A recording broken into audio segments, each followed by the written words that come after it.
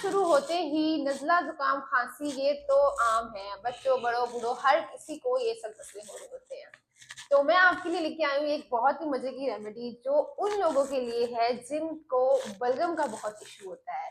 Specially जिनका बलगम कह रहे हैं कि पुराना जमा हुआ होता है। बहुत सारे लोगों का ये इशू होता है कि रात को सोते ही उन्हें सांस लेने में मसला हो रहा होता है। वो कहते हैं ना, सीने से आवाज आना, घर घर की, बच्चों में से भी अक्सर आ रही होती है, बड़ों में से भी, जिनके अंदर बलगम जमा होता है उसमें से ऐसी आवाज आती है।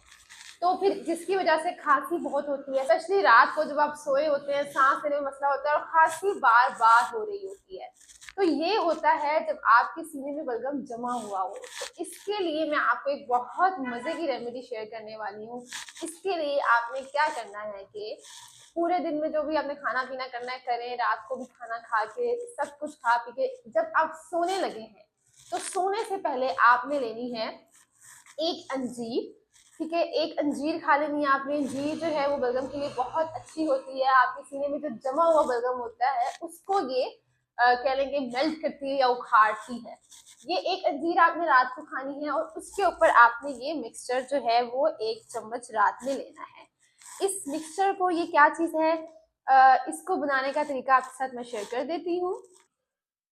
इसके लिए आपने लेना है 1 चम्मच शहद। शहद बिल्कुल अच्छी क्वालिटी का हो, अच्छी जगह से लिया गया हो तो ज़्यादा बेटर है। आपको अंदाज़ा खुद होगा कि जो जमता नहीं है सर्दी में भी, वही खालिस प्योर शहद होता है। ठीक है, जो चीनी वाला शहद होगा वो नहीं लेना आपने, क्योंकि उससे तो और खांसी मजीद बढ़े।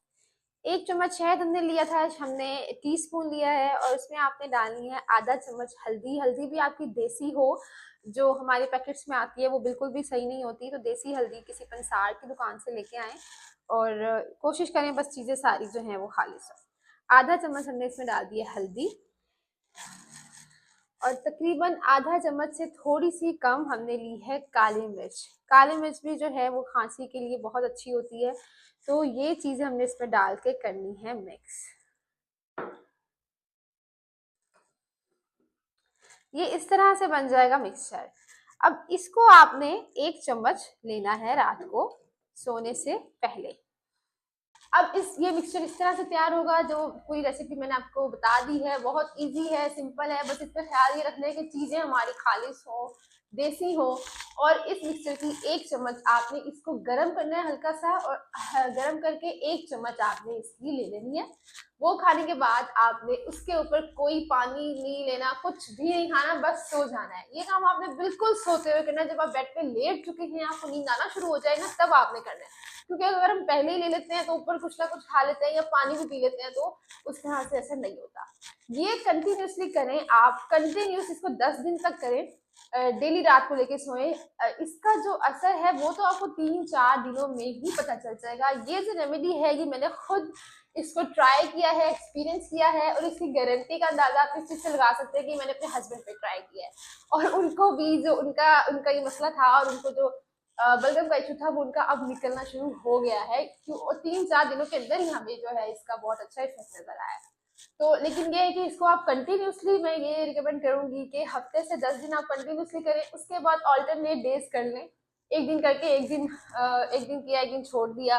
1 मंथ तक आप कंटिन्यूसली इस तरह करें, 10 डेज करें और फिर ऑल्टरनेट डेज में करके उसके बाद आप अंजीर ना लें, अंजीर लेना छोड़ दें और सिर्फ आप खांसी के लिए ये जो शहद वाली रेमेडी है इसको लें। ठीक है, सर्दियों तो आप इसको कर सकते हैं। सर्दियां क्योंकि ये इशू रहता ही है। हम कुछ थोड़ा बहुत ठंडा गर्म भी अगर खा लेते हैं, ठंडा ले लेते हैं ज्यादा, उससे फिर जिनको बलगम का इशू ऑलरेडी है उनका मजीद बढ़ जाता है।